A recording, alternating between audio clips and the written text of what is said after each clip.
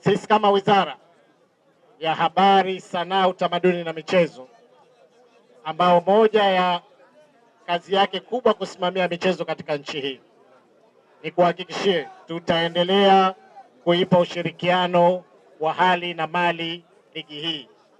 Tunafahamu umuhimu wa michezo, tunafahamu michezo sasa ni ajira, na nichukue nafasi hii kuwapongeza viongozi wa jimbo hili kwa kuamua kuifanya ligi hii sasa kuwa ya wilaya, kwa maana sio ya jimbo peke yake. Taarifa ambayo ninazo kuwa imechukua timu kutoka majimbo yote. Zipo timu 2 kutoka jimbo la Jang'ombe. Nataka nikuhakikishie kwa mwaka huu kombe la safari hii litakwenda Jang'ombe. Jang'ombe oye! Kwa hiyo nichukue nafasi hii kukupongeza kwanza katika kuendeleza jambo hili, lakini la pili katika kuunga mkono jitihada za Mheshimiwa Dr. Hussein Ali Hassan Mwinyi. Mheshimiwa Rais ameamua kufanya uwekezaji mkubwa katika eneo la michezo.